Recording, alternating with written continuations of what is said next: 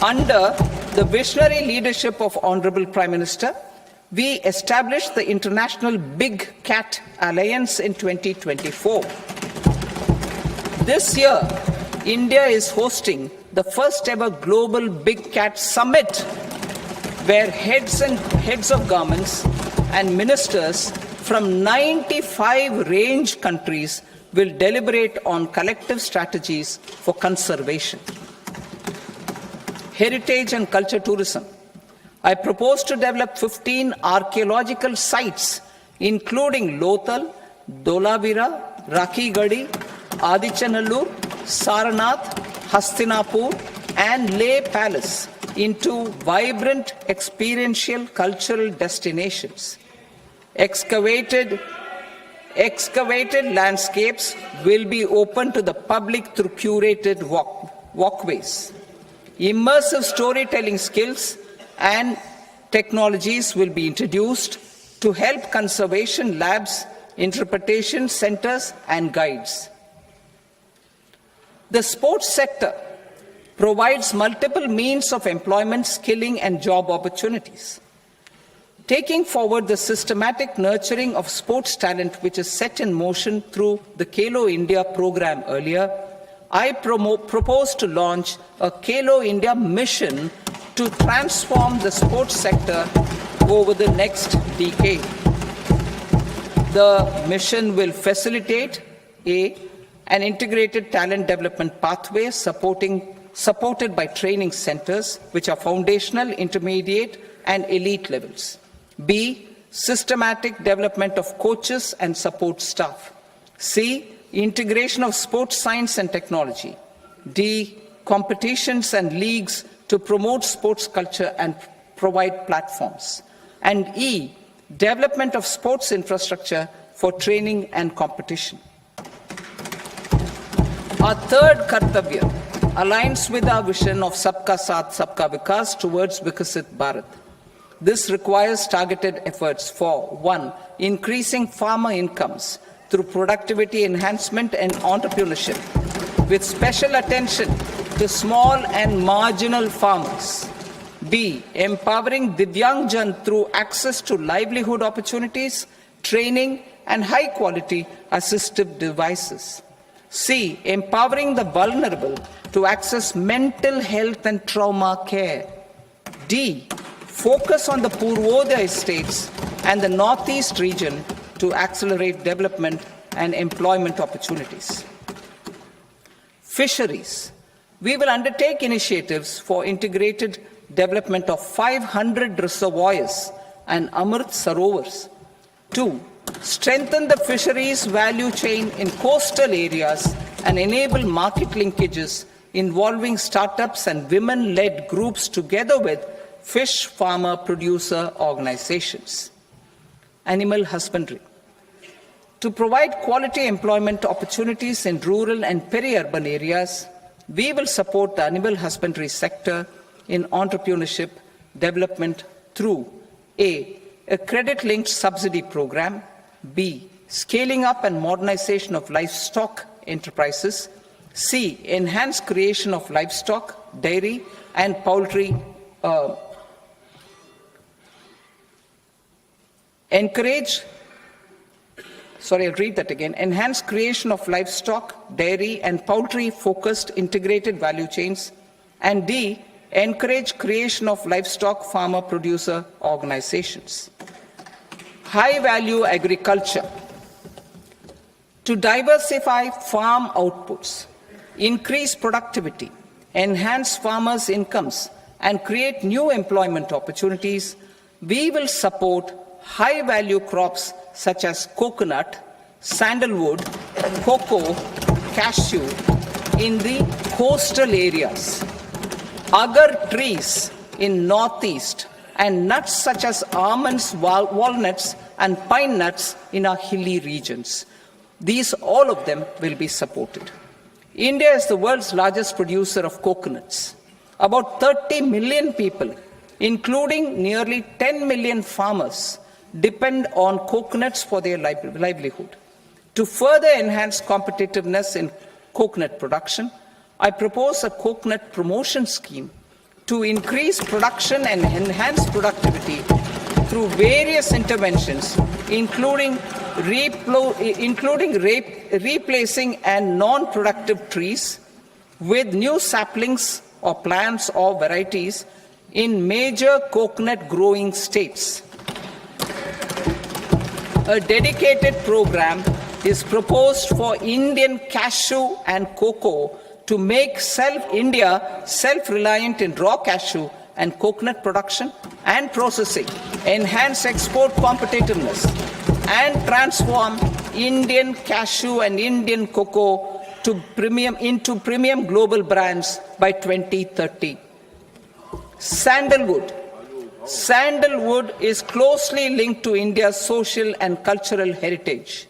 Our government will partner with state governments to promote focused cultivation and post-harvest processing to restore the glory of the Indian sandalwood ecosystem, to rejuvenate old, low-yielding orchards, and expand high-density cultivation of walnuts, almonds, and pine nuts. We will support a dedicated program to enhance farmer incomes and in bringing value addition by engaging youth.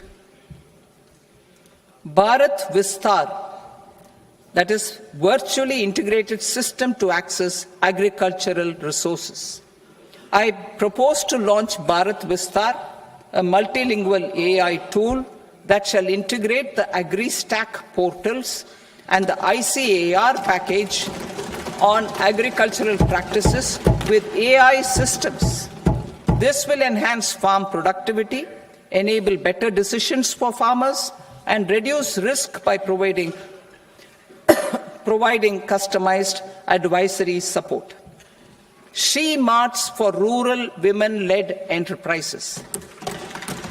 Building on the success of Lakpati Didi program, I propose to help women take the next step from credit-linked livelihoods to being owners of enterprises. Self-help entrepreneur, She Marts will be set up as community-owned retail outlets within the cluster-level federations through enhanced and innovative financing instruments. Empowering Divyangjan. Divyangjan Kaushal Yojana.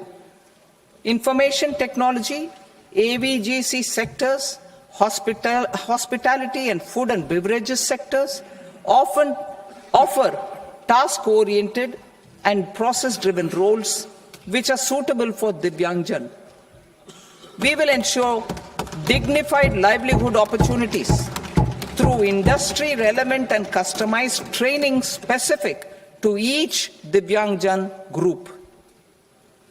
Divyang Sahara Yojana. Timely access to high-quality assistive devices for all eligible Divyangjan is a fundamental need.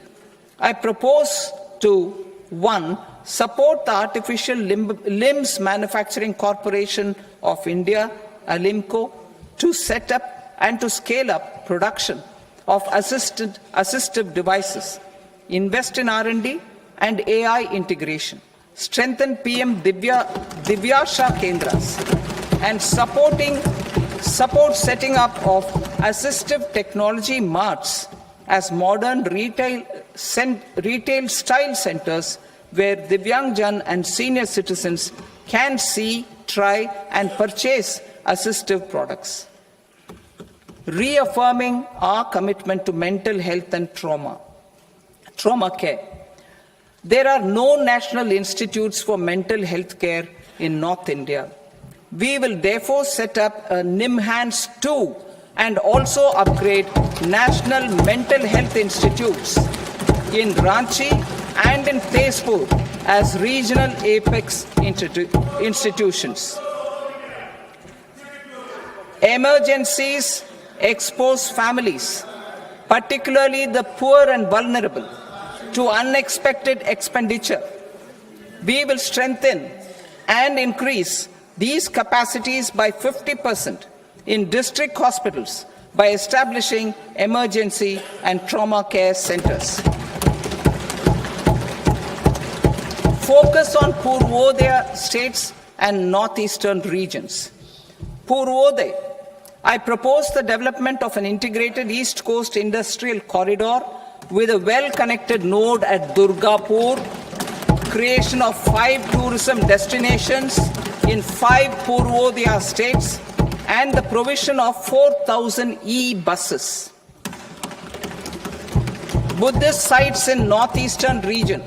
The northeastern region is a civilizational confluence of Theravada and Mahayana or Vajrayana traditions.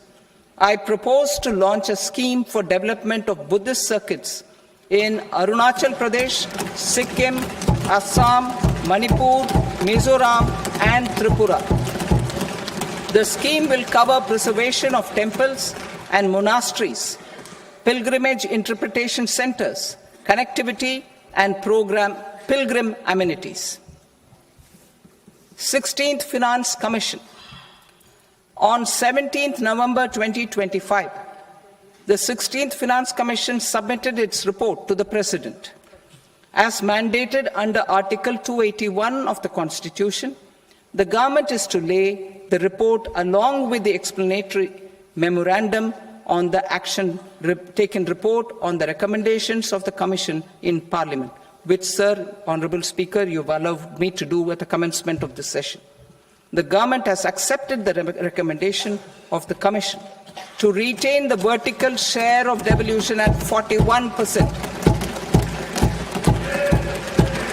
As recommended by the Commission, I have provided 1.4 lakh crores of rupees to the states for the year 2026-2027 as Finance Commission grants. These include rural and urban local body and disaster management grants. Fiscal consolidation. Government has been delivering on our fiscal commitments consistently without compromising on social needs. To strive towards accepted standards of fiscal management in Budget 25-26, I had indicated that the central government would target reaching a debt-to-GDP ratio of 50 plus or minus 1% by 2030-31.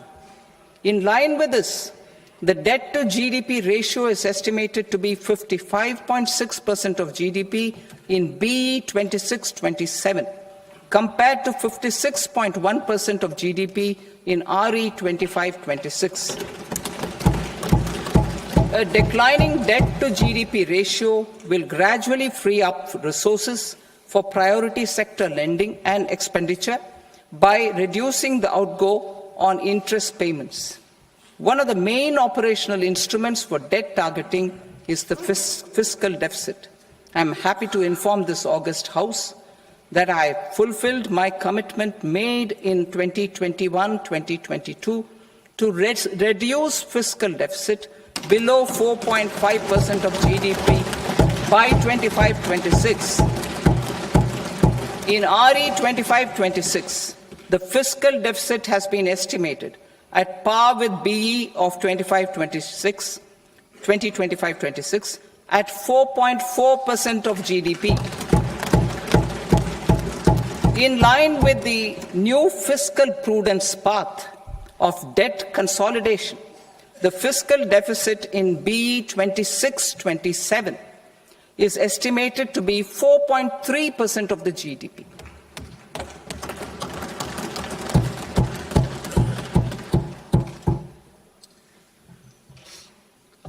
The revised estimates of the non-debt receipts are 34 lakh crore rupees, of which the centre's net tax receipts are 26.7 lakh crore. The revised estimate of the total expenditure is 49.6 lakh crore rupees, of which the capital expenditure is about 11 lakh crores. Budget estimates 2026 to 2027. Coming to 26-27, the non-debt receipts and the total expenditure are estimated as 36.5 lakh crore and 53.5 lakh crore respectively. The centre's net tax receipts are estimated at 28.7 lakh crore rupees. To finance the fiscal deficit, The net market borrowings from dated securities are estimated at 11.7 lakh crore rupees. The balance financing is expected to come from small savings and other sources.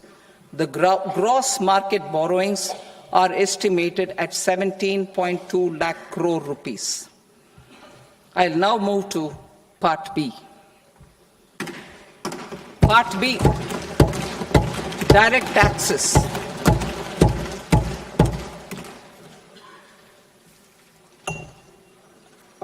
Honorable Speaker, sir, I now present my proposals on direct taxes. New Income Tax Act.